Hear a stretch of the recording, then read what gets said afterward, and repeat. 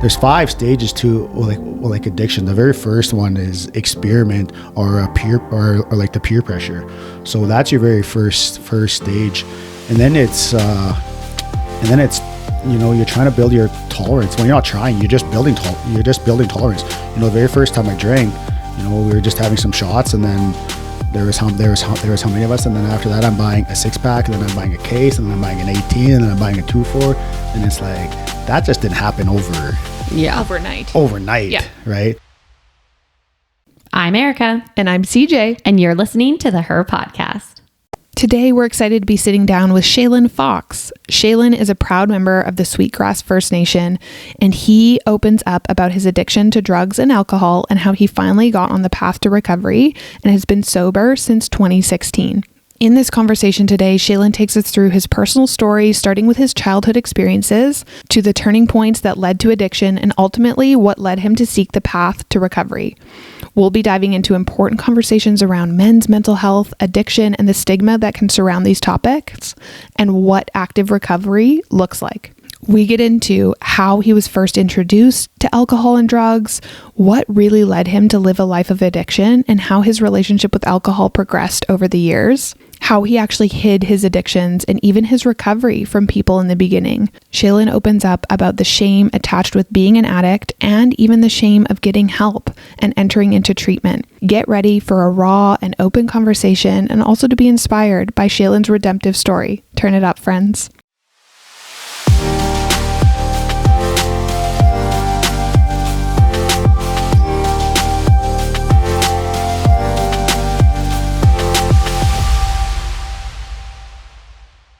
Two brothers? No, I have a brother and 3 sisters. One I rarely see. Yeah. And where are you in that age? I am the oldest.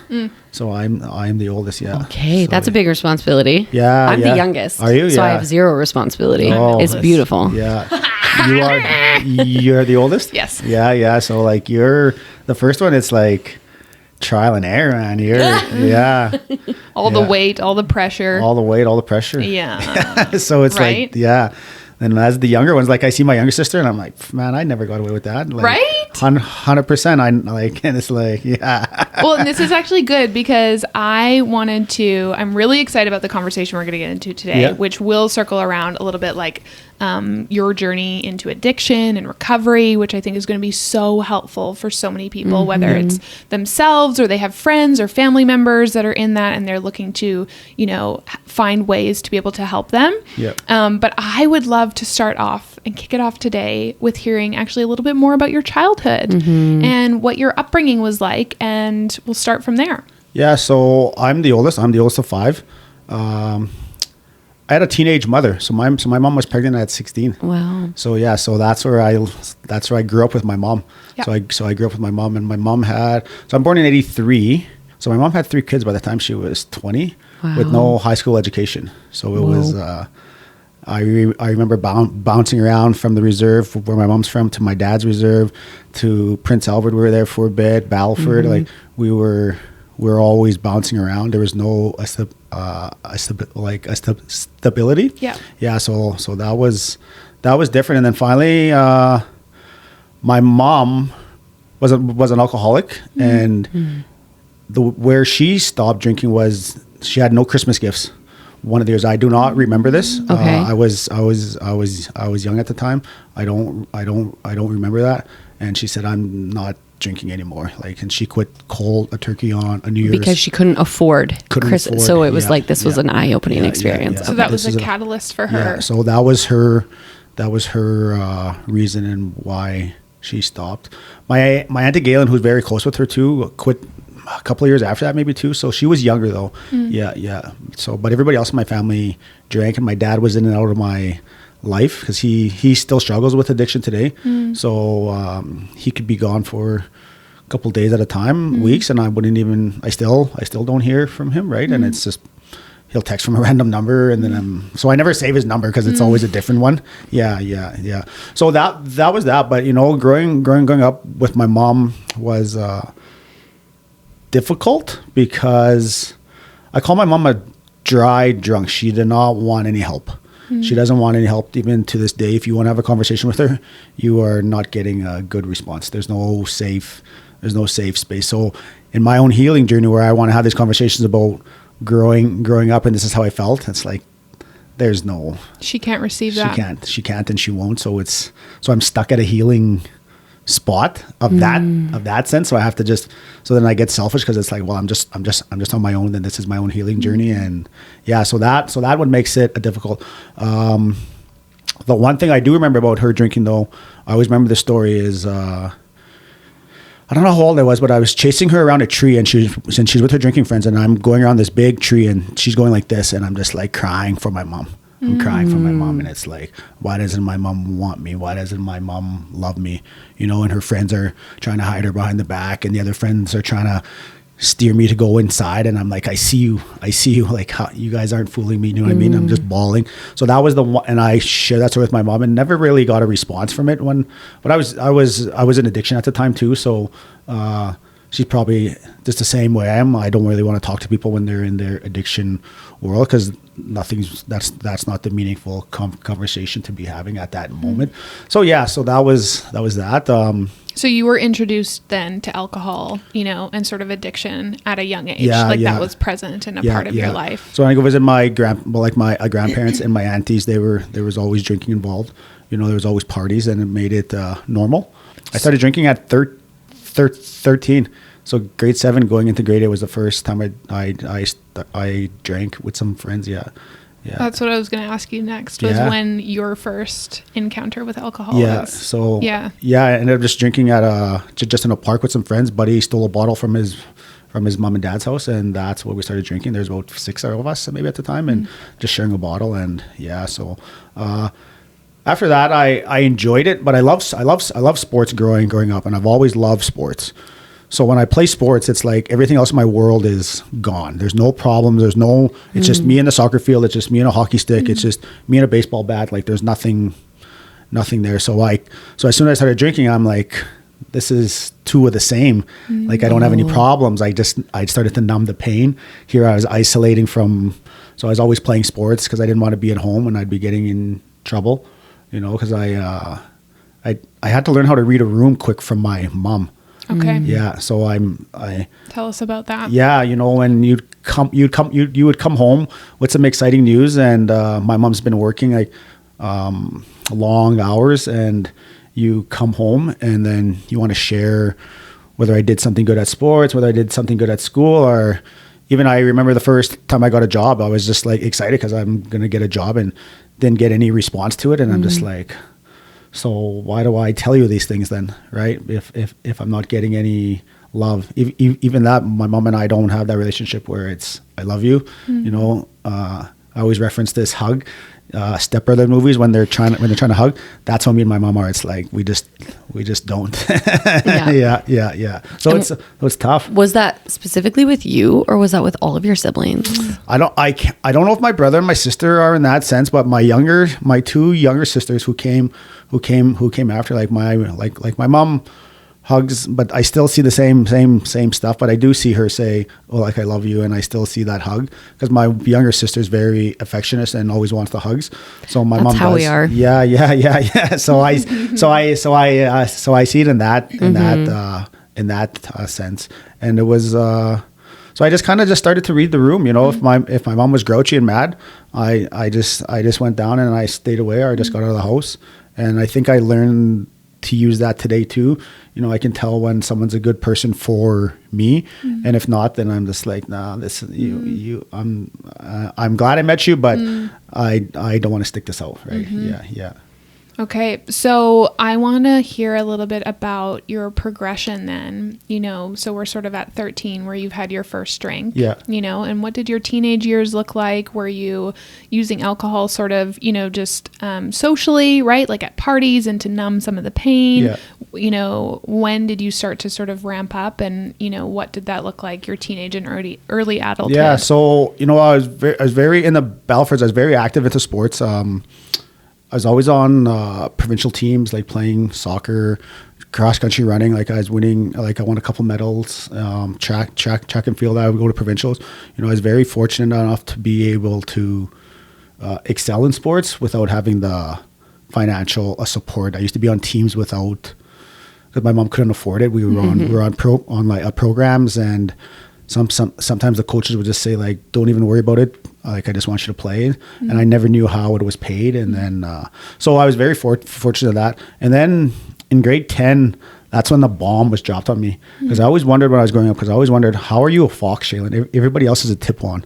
And that's my mom's, like, that's her maiden name. Fox is my mom's. No, my mom's married name is a Tipuan. Fox is the maiden name. So I'm always like, how am I a Fox? How are my brother and sister just a little bit darker than me? How come they're taller than me? Like, so I'd go look around in my mom's photo albums, and I'd be standing in like in the wedding, just a little guy in a tuxedo. I'm like, maybe they just got married after me, and so maybe that's why I didn't get the name change. I was already born before that.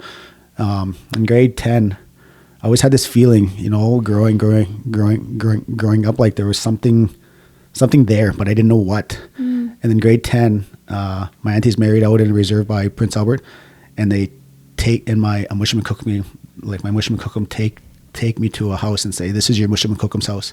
And I'm just like, what? I already have my mom's Mushroom Cookum and I have my dad's Mushroom Cookum. How do I have 3 sets of Mushroom Cookums? Like, this doesn't make sense to me.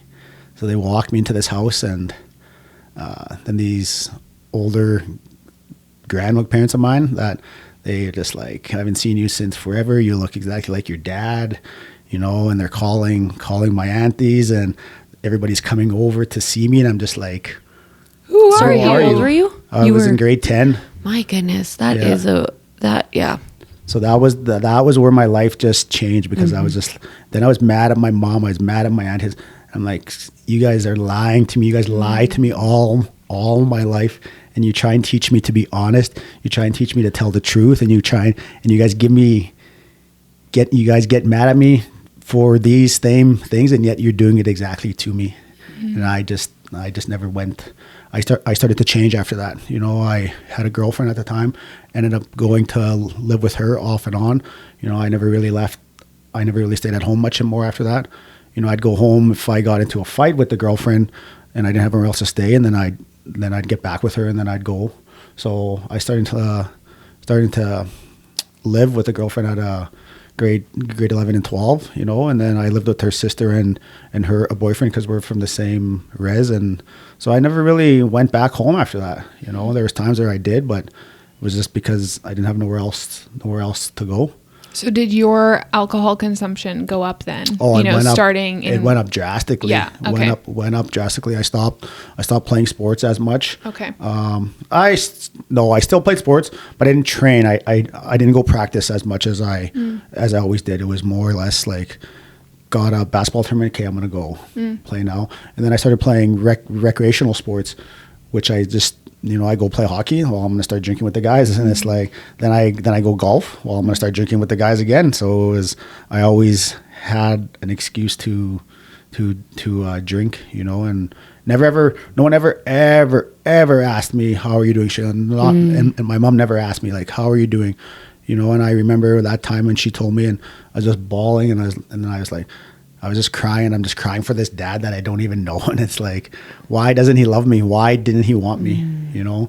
And my mom never said anything, and she was holding me, and just, you know, and then she said, do you want to meet him? And then, so I did. At 16 years old, I met him in Saskatoon here at a soccer tournament.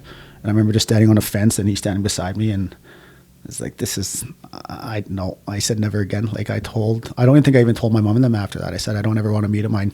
So if I walked by him like today, I wouldn't even know that is my dad. Yeah, like, that's how.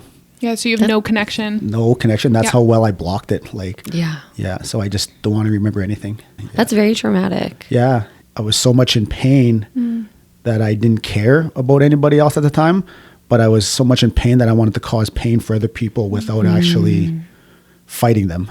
Yeah, so like, to look back on that, and it's like, it just hurts me still to this day, and I can't get past some things in my life where I forgive myself, you know, because I hold myself accountable, you know, and that's probably the biggest thing that I struggle with, is just going back into that past of just like realizing what I did to people, and it sucks. And when you see them and you know, like, this is what I did to you. And you're just like, and you go and apologize to some of them you just avoid because you're so ashamed.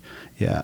So thank you for being so open and honest about it though, you know, because I think that there's people listening and sometimes it's really hard for us to be open, and especially in a space like this even, like, thank you for your honesty and just being like, this is where I'm at, you know, and it's really hard for you to reconcile some of those pieces, right? And the shame that comes around that, which I know that's been a part of your journey, and I think is a very interesting piece, especially for men. I'd love for you to touch on that too. Yeah, you know, and then as a man today, it's, you know, I struggle because I'm still trying to be that society view. You know, I have to be a provider.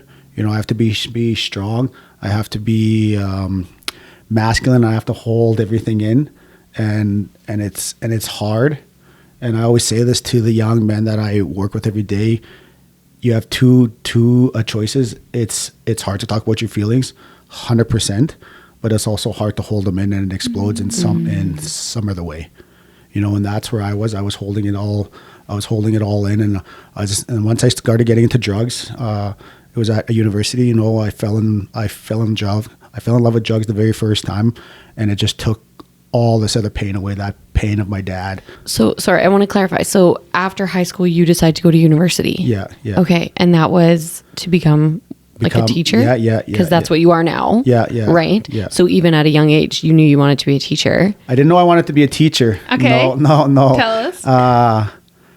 There was a counselor, a Métis counselor at the time at our school, maybe first or second year there. And he was like, "Shalen, what are you going to do with your life?" And I was like, "I don't know, man. Like, I just love sports." I was like, that's what it was. And I was like, I'm not becoming a professional athlete, you know, and then I'm not the smartest academic person. I'm 65 average maybe, you know, and he's like, "Well, let's just apply to school." So I applied into the Indian teacher education program, and I applied into a Suntep because he was a Suntep guy, and I was like, so he was doing all the work. I was just signing my name. Like, he got the references, he filled the application. So he believed in you, which obviously had impact. He did. Yeah.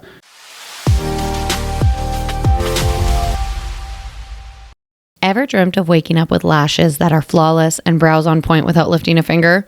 Well, Glam Lash Studio is here to make that dream a reality.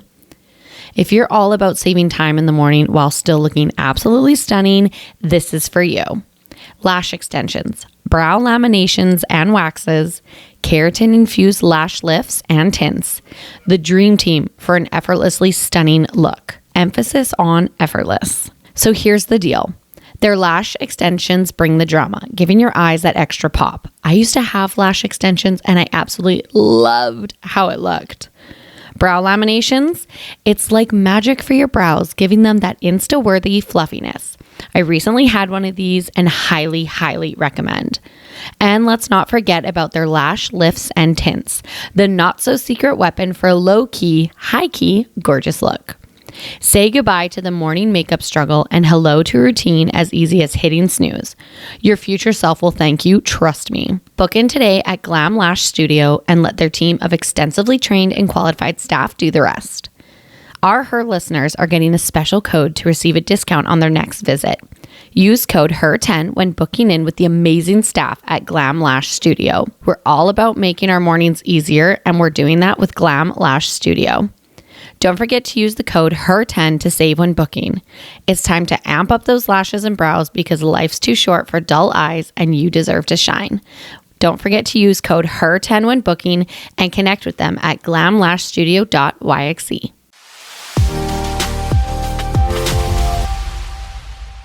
Hey everybody, it's Erica. You guys know I love a quality handbag, and I recently found a luxury resale company that I have to share with you. Working Girls Boutique offers a stunning selection of gently loved luxury handbags and a safe, reliable, and secure way to purchase your dream bag. They have a strong commitment to authenticity and choose carefully curated pieces in excellent condition, which include Prada, YSL, Louis Vuitton, and they have a stunning Chanel collection, which is 100% on my dream list. One thing I love about Working Girls Boutique is how seriously they take making sure each piece is authentic.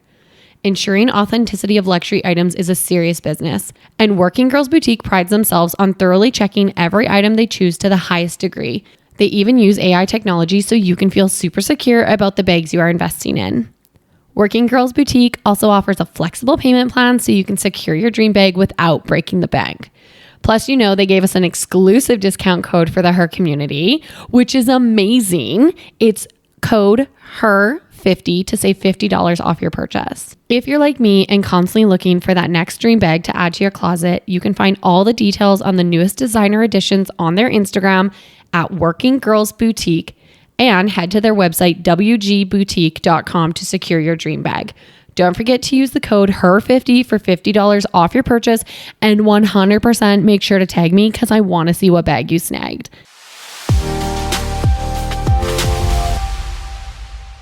He did, and then I turned bar age, and I was like, I just started partying. I just barely went to class. I got kicked out my second year, required to discontinue, I believe it's called. Yeah. So then, And that was obviously a direct result of the I got caught up in the drugs in Yeah. that sense, and it did not take me long to spiral down even more. Yeah.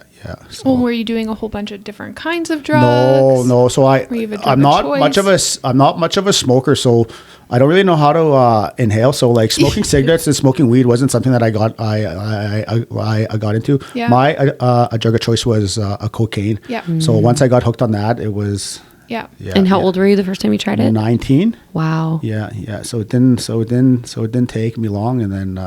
I'm very curious, like, what does that look like when someone says that they're hooked on something? Like, did it immediately take hold of your life? Was it something that you were automatically seeking every single day? Yeah. Was there a progression of use? Or, I mean, as someone who hasn't had the same struggle of addictions, I'm curious what that looks like day to day. Yeah. So the very first time I got high, I tried to chase that high all the time, and I don't think I ever reached it again because I was always chasing that feeling the very first time. So I think and I can only speak on my own. So that's where I was. I was trying to chase something that I was never going to feel again. So even though my tolerance had built up over time, I don't think I was ever going to get that feeling. Well, and what was the feeling you felt? Just the took very away first all time? the pain, took away all the numbness. I felt like I was having a real conversations with people, but I was just talking so fast and so much about random things. And then it was like, I'm being honest with you. But in reality, there was no deep conversation. I was just talking about things that did not matter in just in my life. It was so superficial. Yeah. So then I was just chasing that, and I didn't plan on becoming an alcoholic or an addict. Like that was not what I ever intended. And when there's 5 stages to like addiction. The very first one is experiment or like the peer pressure. So that's your very first stage, and then it's you're trying to build your tolerance. Well, you're not trying. You're just building tolerance. The very first time I drank, we were just having some shots, and then there was how many of us, and then after that, I'm buying a 6-pack, and then I'm buying a case, and then I'm buying an 18, and then I'm buying a 2-4.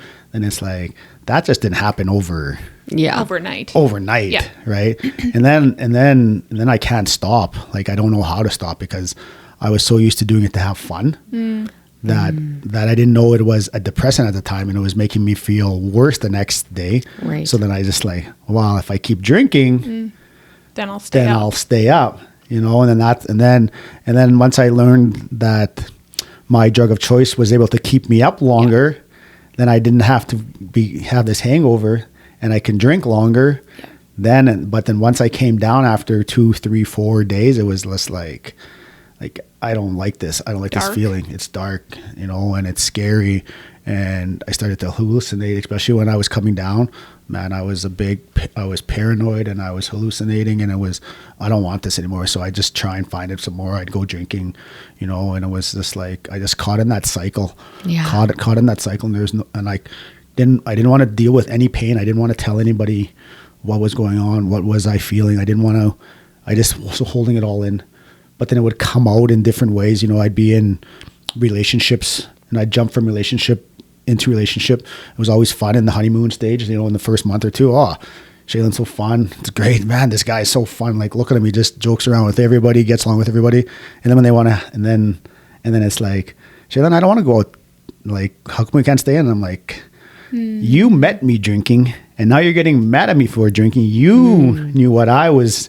I did not pretend to be anything else. I was trying to spin it back onto you. Like, I didn't tell you to stay with me, you know, and I'm not telling you to stay with me. If you don't, then I'm going to go on to the next one. Right. Yeah. You've already touched on relationships and this like jumping in and out, but what did other relationships look like for you at this point? Like with friends, with family? Like, I know you had obviously moved out after finding out about your birth dad. Yeah. Were you in any kind of contact with anyone from back home? Where were you living during this time? Because I'm like, you're a young man who's been kicked out of school. Like, what does that look like all of a sudden? The first time I got kicked out of school, it was it was the end of the semester 2, and I was too ashamed to go home. I was too ashamed to let my family. Plus, I was on a bender at the time too, and my hands were in my pocket, and there was a sewer or a trough or something on the sidewalk where like the water runs off. Oh yeah. It was in front of hockey rink, and I don't remember this, and my foot got caught in there, and my hands were in my pocket, and I fell straight down. So like I scraped up my whole nose, lip, chin. This is a fake tooth. And I don't remember that. And I woke up the next day, like in a pitch black basement. And like, I'm like, where am I? What am I doing? Like, then I figure out like, this is the house that I was staying at. Was one of a buddy's house, him and his mom. So that's where I was staying. And then I walk by the bathroom. Like I go to the bathroom and I double look at the mirror and my face is all like busted up. Yeah. And this tooth is out. And I'm just like, what the heck happened? Like, and it was 4 a.m. and I'm trying to, no one's up, so I don't know. So I go back to bed like eventually, and then the next day, all my friends are coming over to that house because that's where it's like the meeting spot, and they're just telling me like, man, were you messed up? Like you were so out of it, like you couldn't even walk. And yeah, I was on a 3-day bender, and then all of a sudden all the drugs and I was drinking, and just boom, everything just hit me. So when do you get to a point in your journey that you're like, okay, I have a problem? Yeah, I have a problem. You know? Yeah. Or I'm in addiction, or like, what was your lowest low? Like, what is the catalyst? I think the last part that so when I became a teacher, that's when I picked up gambling. And in place of? No, okay. On top of that. On top of that. And then I worked in a reserve for 3 years, and I got tax free. And then so I was making a little bit extra money, but I wanted to change. So I phoned Saskatoon because I have a daughter at the time.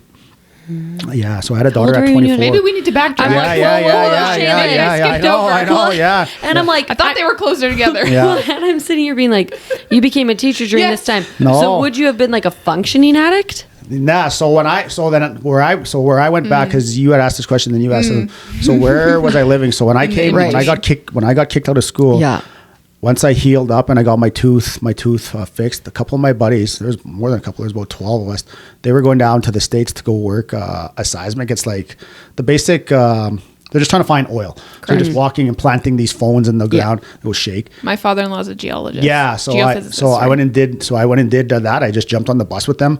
Didn't know nothing about that world. They were all getting their tickets for like the pipeline and all this, and I was like, I went to school. I don't know what this is. So, but I still did not tell my parents at the time. So I went to the States and I stayed there for six months. All of my buddies came back within a month and a half or 2, and I was just up there, living life. I met a girl there, but we were always moving. That I just would up and leave. I would never tell her that I'm going somewhere for a week.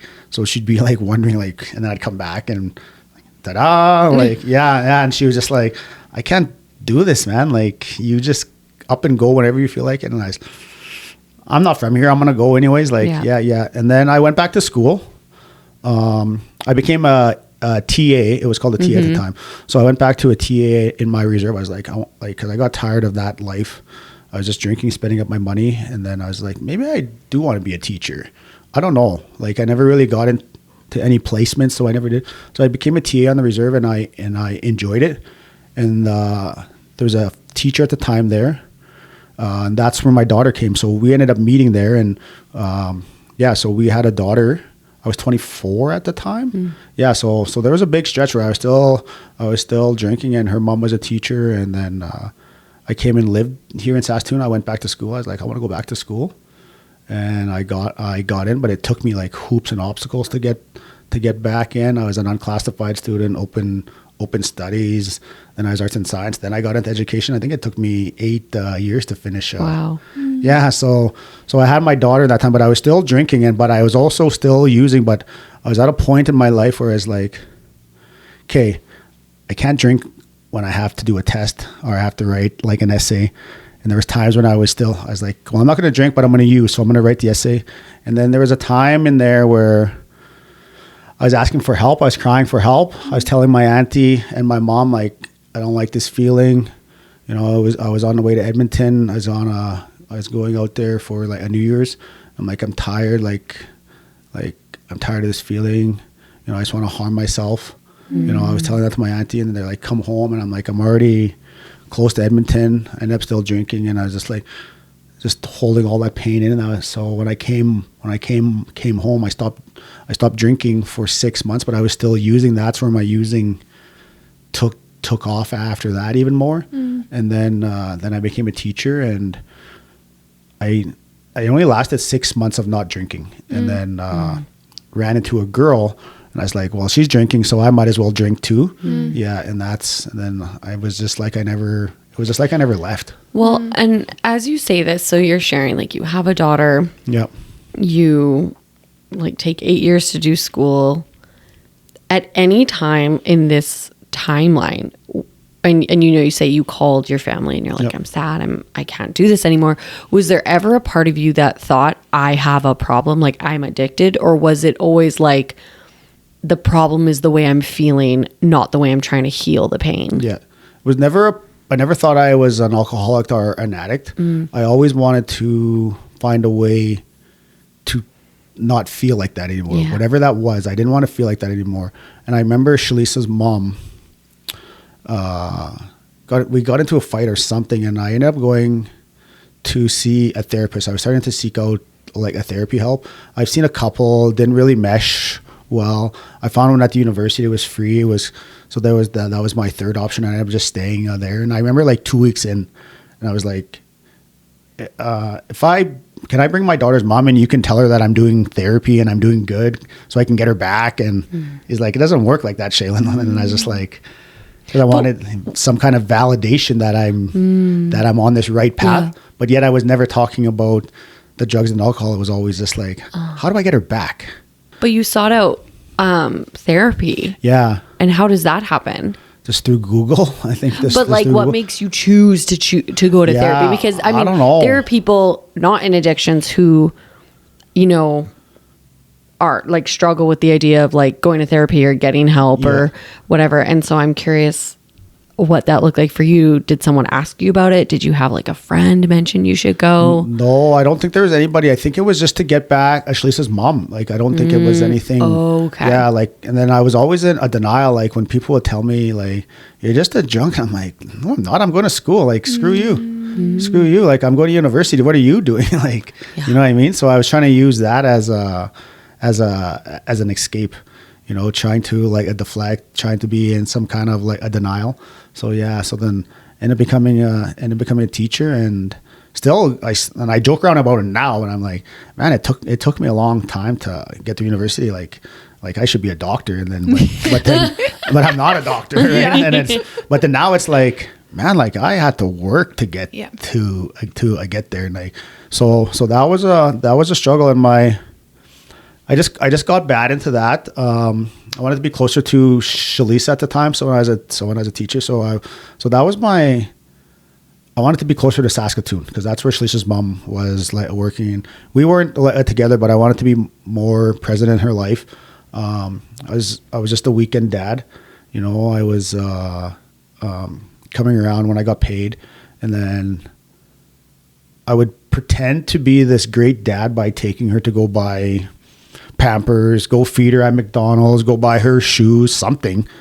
And then I would post it on social media and pretend like I'm this great dad just to get this likes. But then all of a sudden I'm dropping her off at my mom's for the rest of the weekend. And I'm just like, so I posted that early and then I'm gone on a 2-day binge. Yeah. So it was like, okay. So fill me in if I'm missing anything in between big that we need to talk about. But I am wondering now, when you get to the point that you're like, okay, I want to change. I want to, that moment of realization that you're in addiction, seeking out recovery. Like, what did that process look like for you? The last phase, I think, where I got it was when I moved back to Battleford. I got a teaching job there. And I've always got paid every 2 weeks. I got paid over the summer. Battleford was no different. The only thing different was I was going to get taxed. Never been taxed in my life. Never knew what taxes were. Like, I knew what they were, but I never experienced it, so I didn't know how it was. And then I remember I had an option to sign. We were going to get paid once a month. Like, that was their that was the rules. I've never been paid once a month in my life. So that first year was tough, but I had an option between a 10-month contract and a 12-month one, and I thought I signed the 12-month one. So I was getting paid on the 25th of every month. Never had money going into the new month. Yeah. I'd pay off my bills and then I'd just go visit people for food. Our buddies would take me out, kind of thing, and whatever. And then July 25th came. I thought I was getting paid. I did not get paid. And I was just phoning around to the coworkers and friends, like, did you guys get paid? They're like, yeah. So I phoned the board office and they're like, yeah, we'll take a look into it. A couple hours later, they send me back this form. Shalen, you signed a 10-month contract. And I was just like, what? So I wouldn't have got paid until September 25th. Whoa. And no money whatsoever. Like, they had not. So I went to the bank thinking, I have decent credit. I don't really have any credit. Maybe they can help me out just to get through bills. And so I went to the bank and I asked, can I get a $7,000 loan? And I was just like, are they going to give it to me? Are they not? Like, we'll do even better, Shalen. We'll give you $20,000. And I was just like, what? And I was like, no. Because I knew exactly what I was going to go and do. I just thought of parties. I thought of gambling. I thought of drugs, thought going on trips, all this kind of stuff. And then I'm like, nope. Set $7,000. This was on a Friday. I went back on that Monday morning and I spent that $7,000 in that weekend. And I went back and got 5 more because I'm like, well, I got some bills. I'll just take the other 5. I spent that in a couple of days. I went back and I just said, just get it all now. I spent that $20,000 in 2 weeks. Wow. But in that little stretch part though, I was seeing an addictions counselor, but I was half in and half out. I just wanted her to take the pain away without telling her, and then it was the May long weekend and I still remember it. It was with my younger cousin and that's probably the first time where I was like, I'm done. Like, I'm tired of this, man. Like, and I was drinking. And that Tuesday morning, I had an addictions counselor meeting. Right after May long weekend, I had that in the morning. And I remember walking in and like sitting down on this chair, like, I'm done. I just want to go to rehab. I don't want to. I don't want this anymore. Like, I'm done drinking. I'm done using drugs.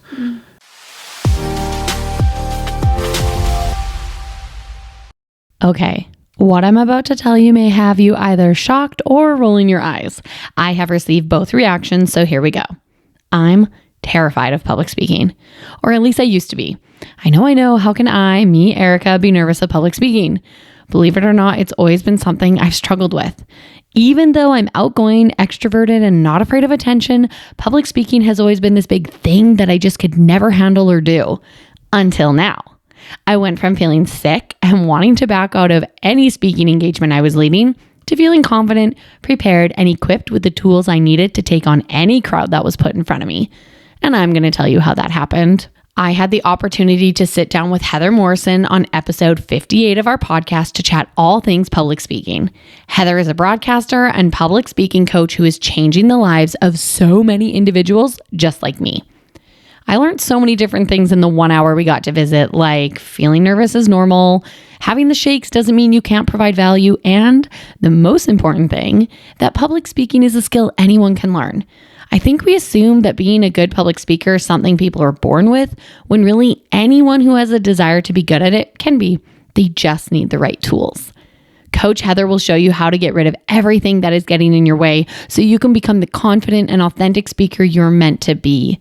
Based on years of research and real-world application, Heather has created a program that unlocks the potential of even the most nervous speaker, like yours truly. I used one of her techniques this fall just moments before going on stage, and I couldn't believe the way it calmed me down. Her Deliver Your Best program is a one-of-a-kind coaching program where professionals become confident and authentic speakers in just 10 weeks. Now, if you're stressed about time and are unsure on committing for 10 weeks, but still want Heather's help, then make sure to check out the Deliver Your Best Essentials Handbook. It's the perfect place for people like you to get started. Heather was sweet enough to offer her listeners a discount code for 50% off the Deliver Your Best Handbook with code HER50 at checkout.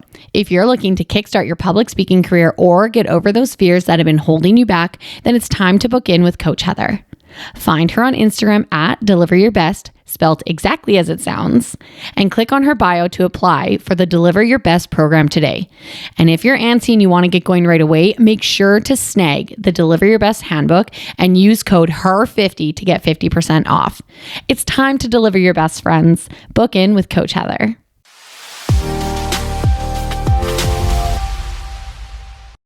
And then something in my mind was like, Shalen, like, you don't need to go to rehab to quit. Like, it was that addiction talking, like, I can help you, I can control you. And then she's talking, like, and then so I'm starting to panic, and I'm like, I have to keep my daughter. No, I can't. I have to keep my daughter. She always comes with me in the summer, but she's always with my mom in the summer. So, and then she's like, Shalen, if you give up this one summer in your life, you'll have the rest of your summers, you know, and that was one of the biggest things that I took. And then I said, Kate, like, sign this now because my mind's starting to play tricks on me. Yeah. So I thought, heck yeah, I'm going to rehab. I'm going to rehab tomorrow. Like, I'm ready to go. I said, when do I go? She said, end of July. And I'm like, yeah, be shitting me. Like, I want to go today. The weight. Yeah. I did not know about this. I did not know about it. And I was just like, in 2 months, like, I don't know where I'm going to be. I don't know if I'm going to be here. Like, and then well, the resolve you have in that moment, yeah, and there really isn't any same day facilities that you can go to in the process. Yep. To get into a facility is quite, like, can take a long time. And I think this is the thing that people really don't understand, right? Because we have individuals with, like, the resolve, like, I'm going to go. Yeah. And then they have to wait 2 months to get in. Yep. And a lot can happen in a week, let alone 2 months. 2 months. Yeah. Right. Yep.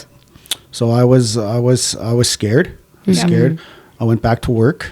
My principal at the time in the afternoon, and in our world, everything's on emails. And I have a pretty good memory of things at work and stuff like that. And he said, Shalen, we have a meeting at the board office. And I was like, what? Like, I didn't say that out loud, but I knew something caught my attention. And I said, what's the meeting on? He said, I'll tell you when I get there, jump in with me. So we went, and I walked into that school, into the board office, and there was the director sitting on a board office table. There was a director, 3 superintendents, and the finance manager, which was a male. And then there was the principal. So there was 1, 2, 3, 4, 5 of them. And I was the 6th one. And it started the conversation with Shalen. We know about your drinking and your party life, you know, and that was the first time. Then I stopped that conversation right away, and I said, guys, I just signed papers to go to treatment. I was just there like this morning. You know, they're about to have an intervention with me. And that's when I started to believe in the stars are aligning. Everything happens for a reason. And so that conversation, they were trying to give me the month of June off because this was the end of May. They're like, Shalen, take off the rest of the school year. But I was too ashamed, and I didn't want anybody to be questioning me, you know, like, why are you gone? Like, what's going on, kind of thing.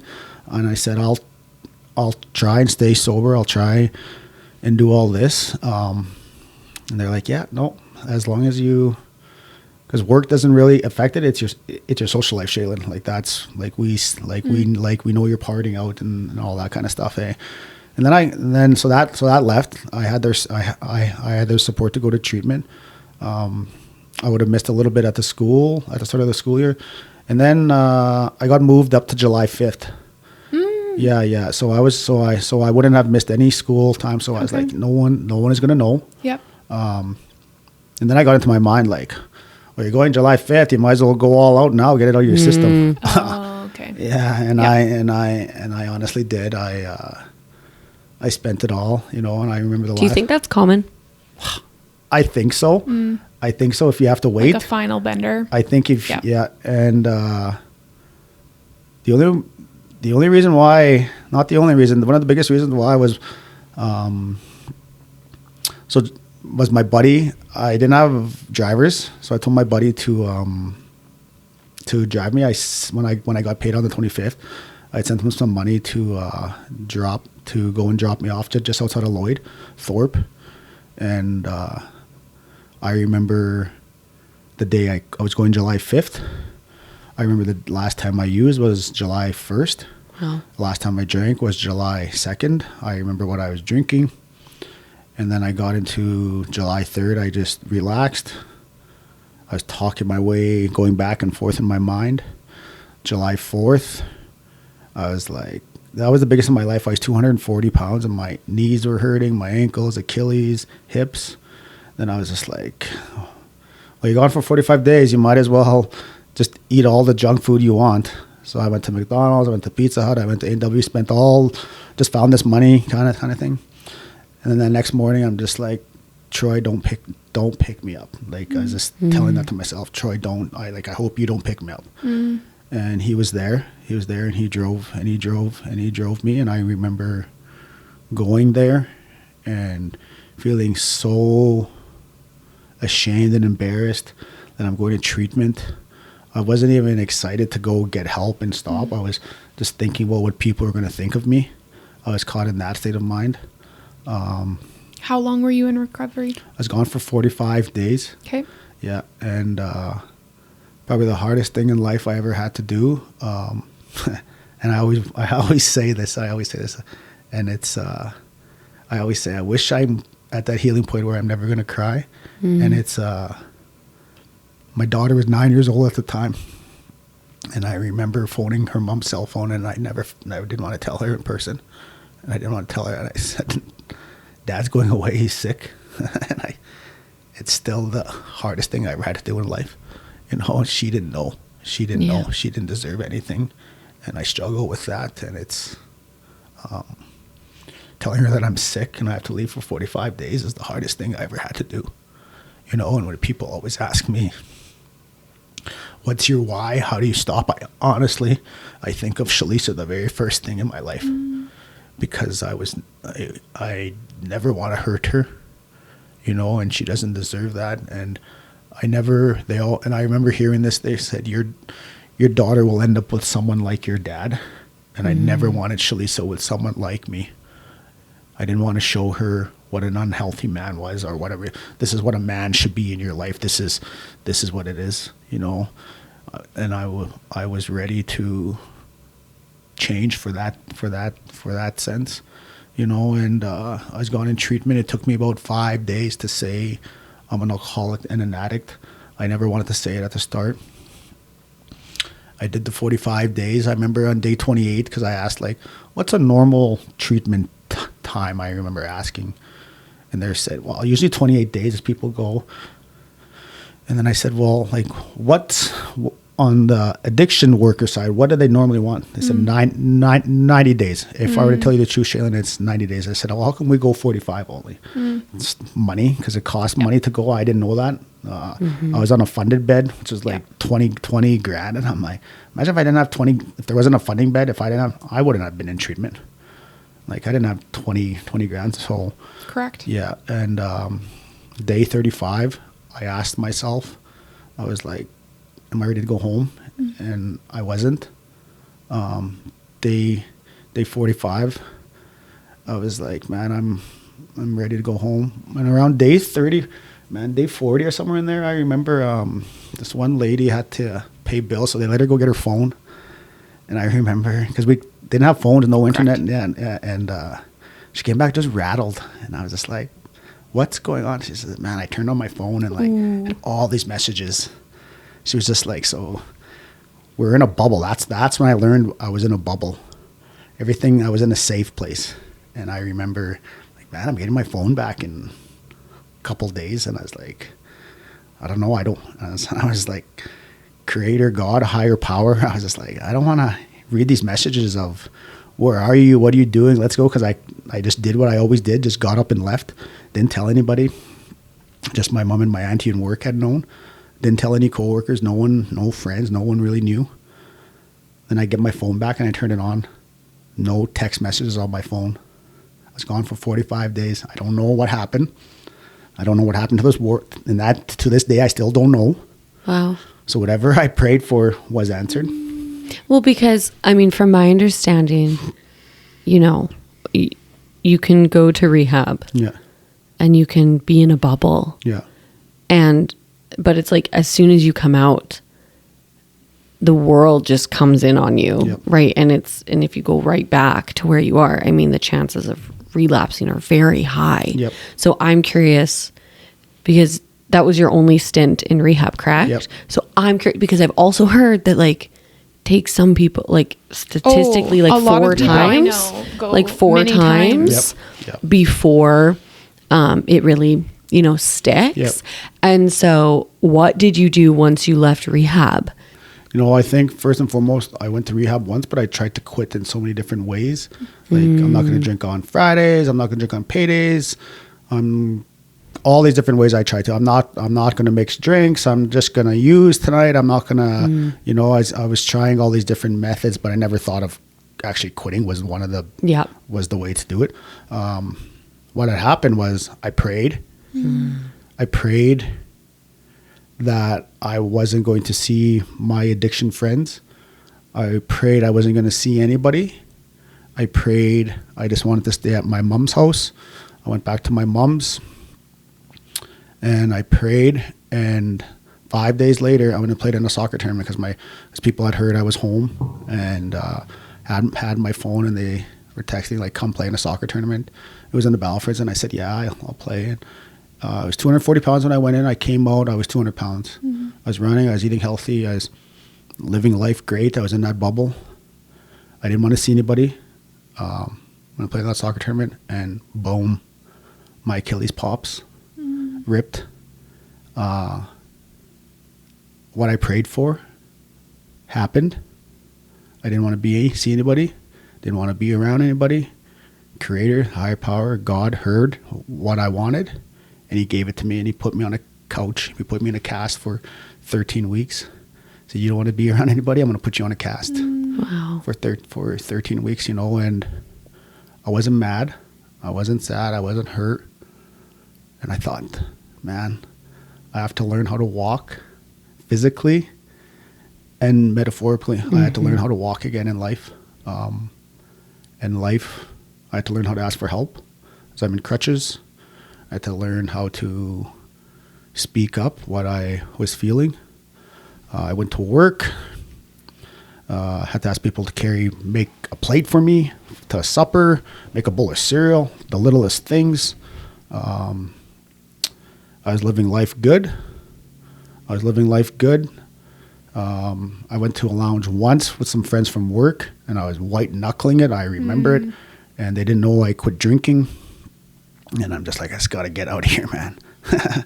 I still remember that. And then finally I did. And like, I was like, oh, I'm never doing that again. Like, I never thought to myself, well, I can do that. I was like, I'm not doing that again. I can't.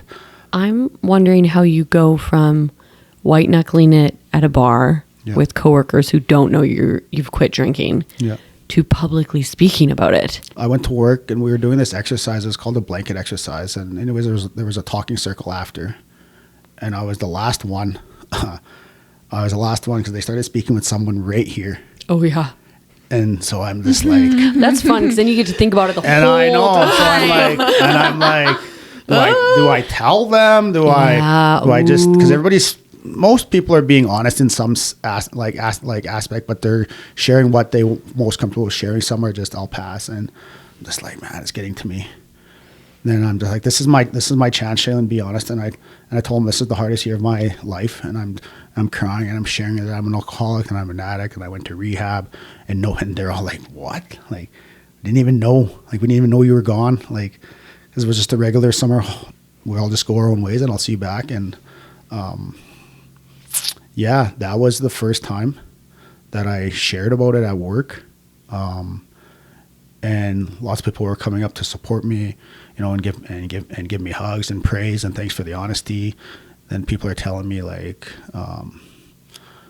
my family members are struggling with it and my friends. And wasn't until I finished my ACL surgery, I was allowed back into the gym. And one day I just took a video of me sitting in the mirror, and I just zoomed in for, 15 seconds maybe. And then I just recorded over it, and I don't remember what it was. It was something about the hardest thing is looking yourself in the mirror. Like, or I'm an alcoholic and I'm an addict, and the hardest part about it is looking yourself in the mirror, something like that. And then so many people, like, I didn't even know what I was doing with it. I did not know what I was doing with it. I just posted it. I just learning videos. I just learning reels, like, and I was just like, okay, like, and then I started doing that on Friday. So I just posted that on Fridays. It's only been maybe a year and a half. And I just post something about my journey, me going to share my story. It's the truth. And I just want others to realize that they're not alone. I want others to feel loved and seen and heard, and I know where you are. I learned from people. I'm not the first person that quit addictions, and I'm not the last. I learned from people who are 10 years ahead of me. I learned from people who are 15 years ahead of me, but I also learned people who are starting their journey, because when they shared with me, I'm just like, I remember that, and if they ask me for advice, I will share it, but I don't like to take it away from them. I'm learning how to listen more. I struggle with it, listening. But yeah, so that's how that started. I've only been going out, last school year was the first time I went out into the public and shared it. Yeah. So maybe 12 times last school year, and maybe 4 this year. So it's something that, it's good. It's healing. And I was going to ask, is that, because I'm curious in what you're doing in your life now that helps with the sobriety and helps with the healing. I mean, I know you're a physical guy, so I'm just wondering what your life looks like to keep you on the path of sobriety. Routine is the biggest one. A routine. When I went to treatment, it was all about, there was something planned for you right from you got up till 9 o'clock at night. My way as an addiction person wasn't working. Picking and choosing when I wanted to talk about things, picking and choosing when I ate, being consistent on that, sleeping. But my biggest thing is the routine, getting up, smudging in the morning. I listen to a 10-minute motivational podcast just to get my mind in that healthy way. And then I just journal from there. I always add different stuff, but I just ran out of time throughout the day. But that one, and spending time with people who are healthy and good and bring something to each other's life. If I'm spending time with you, I'm not looking for something, I just want to learn from you, but I don't want to learn what your goals and your aspirations are. Yes, I do, but I want to know what you're doing to get there, and it's always a discipline. It's always consistency. It's always, when you want to start running, when it's beautiful out, of course I'm going to go for a run, but when it's cool and I got to put on some gloves, I'm like, do I really want to go run? Well, you signed up for this, Shalen, so let's rock and roll, and that's where it is. It's that mindset that I'm looking for. I want to be able to see what you do, and I love when your life is great, but I want to see what you do when there's an obstacle. I'm trying to grow in ways every single day, and that's where it is, and that's where I'm at. I want to learn from you just as much as you want to learn from me. So I'll tell people, and I tell people, I'm just me. I'm not anything fancy. I don't do anything drastically that's going to change your life. It's just, I just get up and go to the gym every morning at 6 a.m. I go run on days that I don't want to, and I journal and I go to therapy. I can't just go to therapy when I'm struggling in life. I got to go there and celebrate the wins and share the positivity. I can't always be looking to take away something. Yeah. And I think that's where I was caught before early in my sobriety. I'm only going to go to therapy when my life is testing me. Now it's like, I don't go to therapy just to go talk with you and just. Well, it's maintenance. Yeah. Right? Yeah. I think that's very common for a lot of people to only take care of themselves when they have the pain, maybe that acute pain.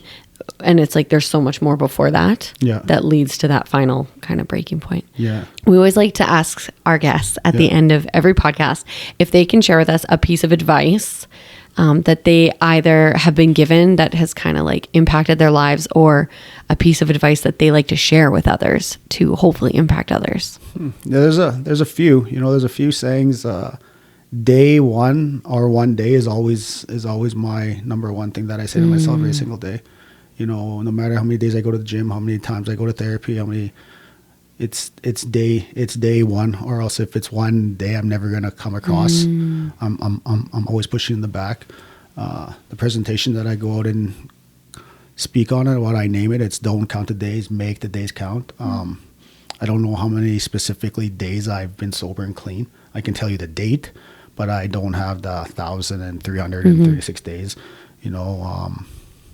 And I learned that in treatment because I came across a little calendar like the first weekend, and I put in my binder and I was just crossing off days, and I'm like, this is the slowest time in my life. Like, as I kept looking at that calendar, once I threw it away, I don't count the days anymore because I was just counting the days. I make the days count every single day. No, that's so good. Shalen, we've really enjoyed this conversation. Your transparency is so refreshing and so amazing to just have you come on and really lay it all out for us. And I know there's going to be so many people impacted by this episode, whether they themselves are in addictions or they have family members. And we just really appreciate you taking the time to come and talk to us. We want our followers to go and connect with you. So where can they find you if you want to throw out your socials or website or any way that people can connect with you? Yeah, Instagram is my only social media. Great. Shalen Fox, I believe what it is. Yeah. I post one thing in the morning and then I leave it for the rest of the day. All right. I post one story a day and I'm good. I get on with the rest of my life. But Instagram is my social media. I don't have a web. I don't have a web page. That's fantastic. So people can send you a DM if they hear this and they go, we want to bring him in to speak. Yeah. Go and send Shalen a DM. Yeah. So it's been going good. Good. Awesome. Well, thank you so much for coming. No, thank you very much for having me.